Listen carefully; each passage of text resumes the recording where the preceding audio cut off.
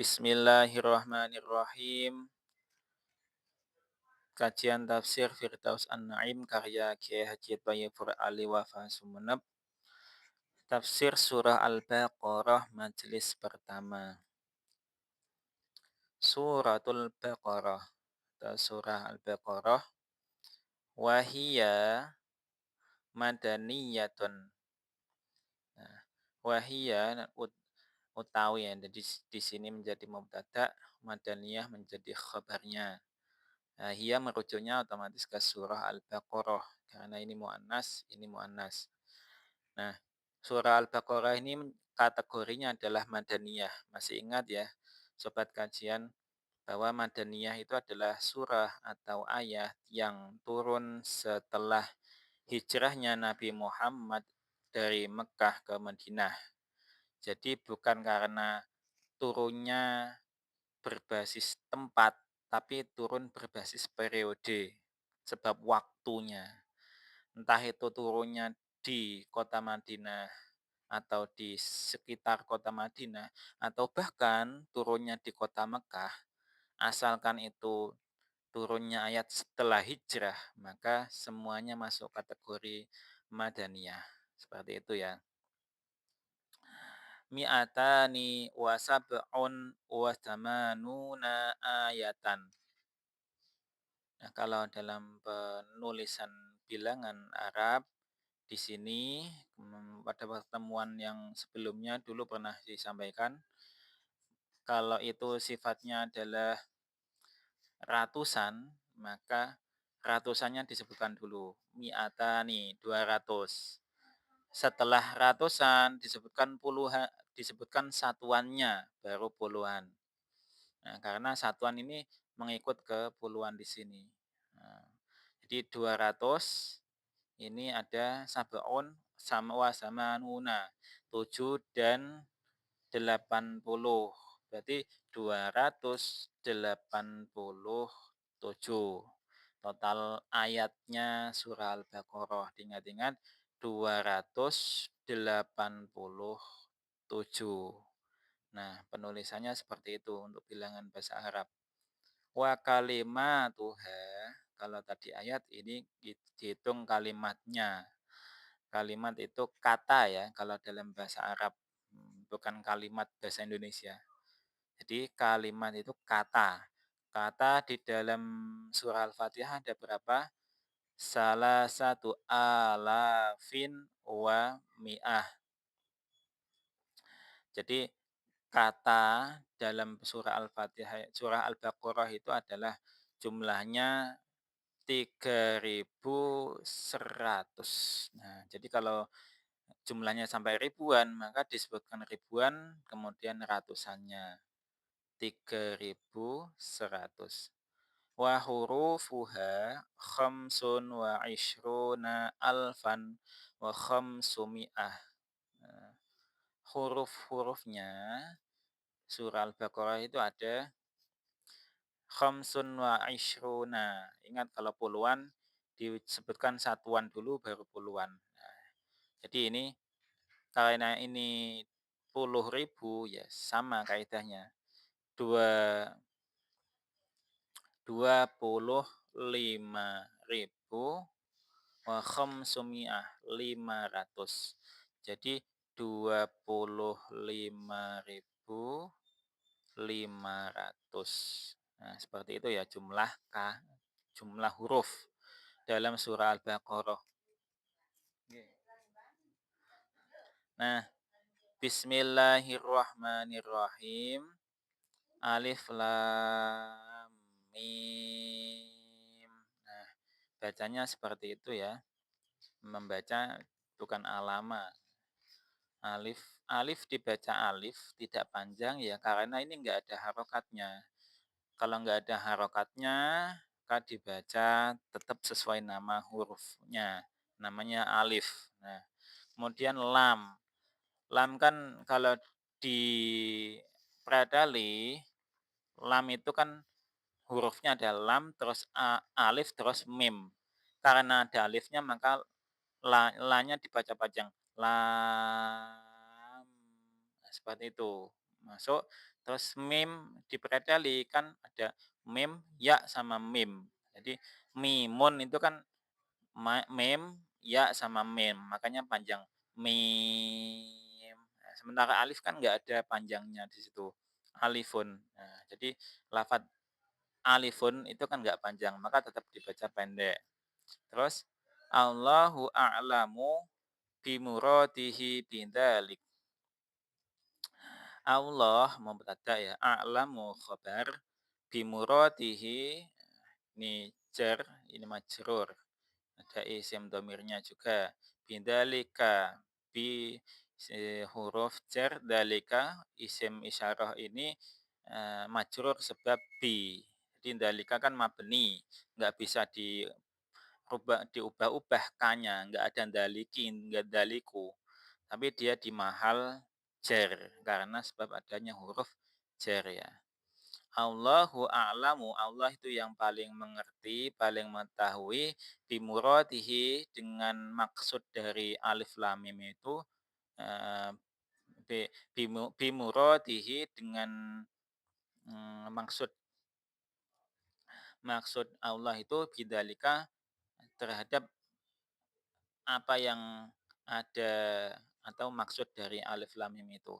Jadi Allahu a'lamu bimuradihi bidzalik. Allah paling mengerti dengan murad ini bisa dikatakan kehendak ya. Nah, dengan yang dikehendaki Allah itu terhadap alif lam mim itu maksudnya bagaimana? Yang paling tahu ya Allah saja. Wahia sirrullahi fil Qur'ani. Nah, hiya itu maksudnya mana? Ya. Hiya maksudnya di lafat huruf-huruf ini. Jadi kalau tadi kan bindalika ya. Kalau di sini hiya, kenapa diartikan hiya? Karena al-huruf al-muqatta'ah. Nah, ini maka dirujuknya hiya. Jadi huruf-huruf yang terpotong-potong di dalam Al-Qur'an termasuk diantaranya adalah alif lam mim, terus hamim, toha dan lain-lain itu kan huruf-huruf yang terpotong. Karena huruf muqatta'ah maka muannas di sini. Sementara kalau dalik ini khusus ke alif lam mim tadi ya. Huruf muqatta'ah itu adalah sirrullah, rahasianya Allah fil Qur'ani di dalam Al-Qur'an. Nah, karena ini namanya rahasia ya nggak ada yang bocorin. Allah yang merahasiakan, nggak ada yang tahu. Sama halnya kayak kiamat ya, kiamat atau ruh itu kan yang tahu mutlak hanya Allah yang tahu. Nah, nggak ada pembocoran. Nggak ada kebocoran data di servernya Allah. Nah, di dalam Al-Quran ada rahasia-rahasia yang memang tidak semua tahu. Tetapi sebagian mufasir atau ahli di bidang tafsir punya pendapatnya masing-masing. Berdasarkan ada yang berdasarkan pemahaman dari Nabi, ada yang pendapat pribadi dan macam-macam seperti itu. Fanahnu nu'minu bidhahiriha. Nah, tetapi ini tapi ini bisa masuk diartikan maka, kita artikan dalam konteks ini diartikan tetapi ya boleh. Nah, kita percaya, kita yakin atas dhahir nasnya ini, bentuk teksnya dari alif lam mim atau dari huruful muqatta'ah ini kita kita percayai adalah huruf-hurufnya, bentuk dhahirnya. Ya kalau maksudnya kita nggak tahu ya, ya sudah gitu. Kita punya keterbatasan ilmu di sini. Dan ini memang menunjukkan bahwa manusia sangat-sangat terbatas, nggak tahu karena ya nggak dikasih tahu dan nggak punya pengalaman untuk memahami ini. Pengetahuan manusia kan umumnya karena dikasih tahu atau karena pengalaman. Nah, kita benar-benar nol dalam memahami yang paling dimaksudkan Allah terhadap alif lam mim. Nah, kalau sebagian penafsir hanya mereka-reka atau memberi, oh inilah kemungkinan seperti ini, ihtimalnya, tidak mutlak artinya seperti itu. Wa nakilul ilma fiha ilallahi ta'ala. Ya, tidak hanya yakin pada zahir teksnya, kita ya memasrahkan pengetahuan itu, memasrahkan ilmunya itu terkait dengan huruful muqatta'ah itu ya kepada Allah saja. Nah, Ta'ala yang maha luhur. Jadi ini menunjukkan tingkat keterbatasan kita di dalam menafsirkan Al-Quran. Tidak bisa semua hal, tidak bisa semua ayat itu kita tafsirkan. Seperti itu ya. Dalikal kitabu.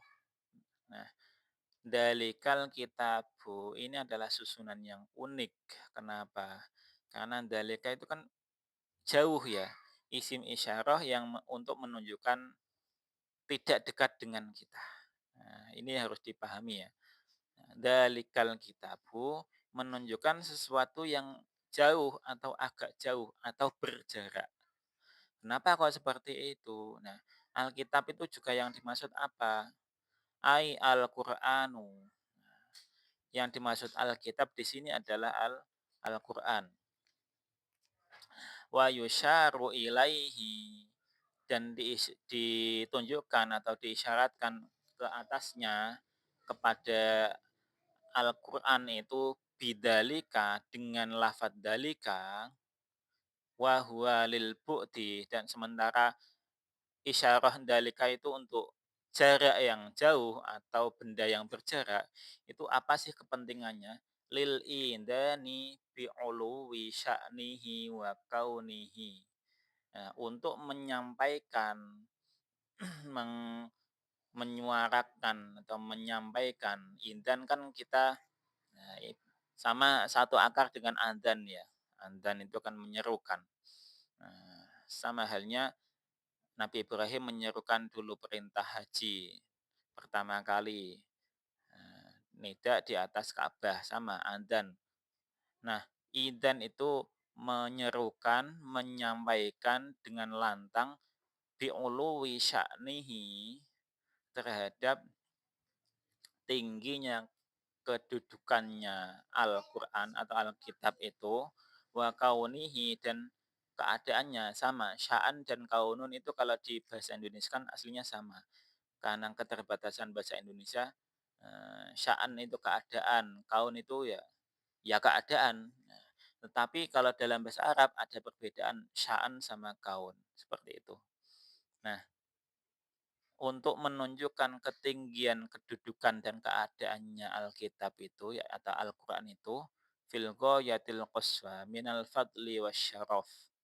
Nah, ketinggian derajat Al-Qur'an di dalam al-ghayah al-quswa itu termasuk keutamaan dan kemuliaannya. Jadi karena kitab ini punya keutamaan dan juga kemuliaan yang tidak dimiliki kitab-kitab yang lain. Makanya harus dibedakan. Wa huwa mubtadaun. Nah, lafal dalikal kitab ini menjadi mubtada. Khabarnya mana?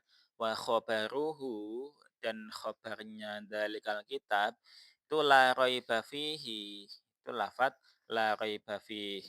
Tidak ada keraguan di dalamnya. Nah, kalau tadi kan pakainya dalikal isim isyarah ini. Kemudian fihi, hi juga masuknya ke Alkitab ini. Nah, ai la syakka fihi annahu min indillahi ta'ala. Maksudnya la syakka. Nah, tidak ada keraguan ya. Tidak ada keraguan di dalam kitab itu bahwa sesungguhnya kitab itu dari sisi Allah. Jadi nggak perlu diragukan Alkitab atau Al-Quran itu dari mana. Jangan sampai seperti orang-orang kafir yang menyatakan kitab itu karangan Nabi atau hasil tutorial dari para ahli kitab sebelumnya dan lain-lain. Nah, ini namanya keraguan. Nah, maka dari awal Al-Baqarah ini Allah ngasih pedoman, ngasih pengetahuan, dalikal kitab la raiba fi. Nah, wa huwa khobar. Ini menjadi khobar bimaknan nahyi. Nah, maksudnya khobar di sini tidak sama dengan khobar dalam kalimat nahwu ya. Khobar di sini kaitannya dengan balaghah. Di mana di dalam balaghah kan kita belajar ada namanya kalam khobar, ada kalam insya. Insya itu bermakna tolab. Kalau kalam itu ada yang pernyataan, ada yang selain pernyataan. Selain pernyataan ada kalanya pertanyaan, ada kalanya perintah, ada kalanya larangan, macam-macam. Nah, seperti itu. Nah, la raiba fihi ini, dalikal kitabul la raiba fihi ini kan aslinya pernyataan ya. Kitab itu tidak ada keraguan atasnya. Nah, ini kan bentuk kalimat pernyataan. Tetapi wahwa khobarun bimakna nahyi. Pernyataan itu punya makna larangan. Larangannya gimana? La tartabu fihi. Janganlah kalian ragu-ragu terhadapnya atau ragu-ragu pada kitab itu. Maksudnya seperti itu. Jadi kalimat aslinya pernyataan. Alif lam mim, kitab itu tidak ada keraguan di dalamnya sama sekali. Nah, itu kan pernyataan, tetapi mengandung larangan yang tersirat dengan makna seperti ini. La tartabu fihi. Jangan kalian ragukan Al-Qur'an itu. Nah, itu seperti itu ya. Ya, kita ini kan adat. Jadi sebagaimana yang disampaikan oleh guru-guru kami, utamanya yang sering mempopulerkan adalah Mbah Kiai Haji Sa'roni Ahmad di Kudus. Itu kan beliau sering menyampaikan Al-Quran adalah kalam ibarat. Kalam ibarat itu adalah kalam yang bahasanya, gayanya bahasa yang ada di dalam Al-Quran itu menyesuaikan keseharian dari yang diturunkan. Ya, yang mana yang dituruni atau diwahyukan Al-Quran itu kan orang-orang Arab. Ya, maka gaya bahasa, kemudian kebiasaan-kebiasaan yang melingkupi Al-Quran juga sesuai dengan kebiasaan Arab. Nah, kebiasaan Arab itu kan salah satunya adalah pernyataan, tetapi ada yang tersirat dari pernyataan itu. Bahkan di bahasa yang lain pun ada. Kita di Indonesia juga ada. Misalkan ya, kita lihat ada ada teman kita sedang minum atau makan sambil berdiri. Nah, di situ kan terus kita menyampaikan, makan sambil berdiri itu adalah pekerjaannya setan, seperti itu. Nah, itu kan mengandung pernyataan yang tersirat bahwa pernyataan tersirat jangan makan atau minum sambil berdiri, seperti itu. Nah, jadi kalimat-kalimat khobar atau pernyataan itu seringkali kita muati dengan perintah atau larangan, seperti itu ya. Hudan, kita lanjut, hudan khobar sanin au hadin. Nah, di sini la raiba biasanya di sini ada wakof ya. Kemudian hudan. Nah, hudan itu statusnya statusnya adalah khobar sani, yaitu khobar yang kedua.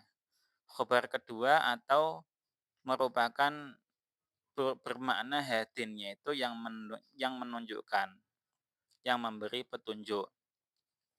Nah, yang mana hudan kalau aslinya adalah isim masdar, kalau hadin itu adalah isim fa'il. Jadi hudan atau petunjuk di sini bermakna hadin sebagai fa'il, nah, sebagai subjek, tidak sebagai kata benda, isim masdar. Nah, sebagai petunjuk bagi siapa? Lil muttaqina, bagi orang-orang yang bertakwa. Nah, apa yang dimaksud dengan takwa itu?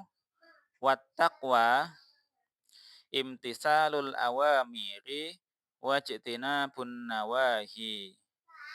Ya, takwa jadi mubtada'nya di sini, khobarnya di sini. Satu kalimat utuh ini. Takwa adalah imtisalul awamir. Yang pertama, konsep pertama dari takwa adalah me melaksanakan atau menindaklanjuti, mengikuti perintah-perintah wajtinabun nawahi. Konsep takwa yang dari konsep kedua adalah wajtinabun nawahi dan menjauhi larangan-larangan. Nah, jadi takwa itu punya dua sisi, yang mana ya harus dilakukan dua-duanya. Yang sisi yang pertama adalah melakukan atau melaksanakan semua perintah Allah, sementara sisi kedua adalah menjauhi segala larangan Allah. Seperti itu ya. Wa kaunus syai'i hudan wa dalilan la yakhtalifu bihasbi syakhsin duna akhara. Fal Qur'anu hudan lil muttaqin wa li ghairihim bal lil kafirina aidon. Wa innama ju'ila atau ja'ala boleh. Ja'ala hudan lil muttaqin faqat madhan lahum minallahi azza wa jalla liyubayyina annahum humul ladzina tadau wantafa'u bih. Nah, sampai sini. Nah, jadi kalau yang tadi wa kaunu syai'i hudan dan keberadaan sesuatu itu sebagai petunjuk wa dalilan dan petunjuk sama ya. Hudan dan dalil ini kalau dalam bahasa Indonesia artinya sama, tapi kalau versi bahasa Arab tentu ada perbedaan ya. Kita maknai sama ini. Dalil hudan sama dalil. Kalau dalil juga bisa dimaknai bukti. Keberadaan sesuatu itu sebagai petunjuk dan bukti itu layak talifu bihasbi syakhsin duna akhar. Tidaklah berbeda sesuai dengan perkiraan seseorang atau yang lainnya. Nah, jadi keberadaan sesuatu itu kalau sudah jadi petunjuk, jadi bukti, maka ya mutlak, nggak ada perbedaan. Fal Qur'anu hudan lil muttaqina ghairihim. Nah, Quran itu aslinya pada dasarnya menjadi petunjuk bagi orang-orang yang bertakwa dan selain mutakin keseluruhan balil kafirin aidon bahkan termasuk orang-orang kafir juga. Ya kalau orang kafir nggak dapat petunjuk dari Al-Quran, mana mungkin mereka bisa masuk Islam, kan seperti itu. Lah, tetapi konteks ayat ini, kenapa kok hudan lil muttaqin?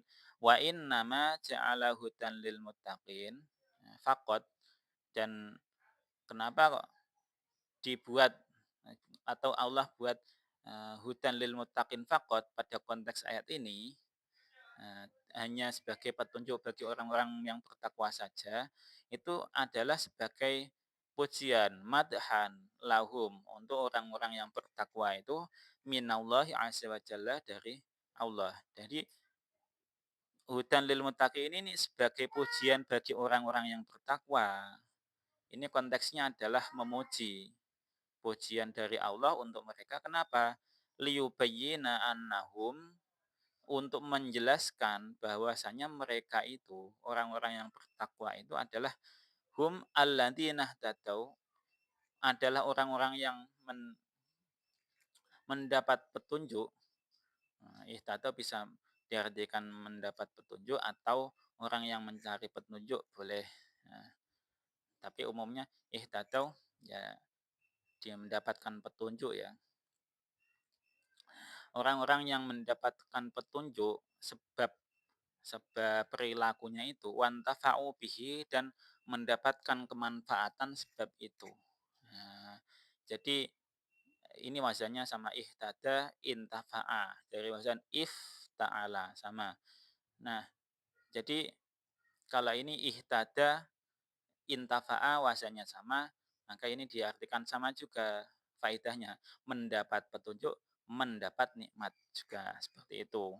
Jadi kekhususan pada konteks ini Al-Quran sebagai hudan lil muttaqin, padahal di ayat yang lain dikatakan hudan linnas dan lain-lain. Ini karena di dalam konteks ini Allah memuji orang-orang yang bertakwa atas usaha mereka itu imtisal awamir dan ijtinab nawahi, sehingga dengan sebab itu mereka mendapatkan petunjuk dan mendapatkan kemanfaatannya sebab itu. Nah, semoga bisa dipahami ya sampai sini ya.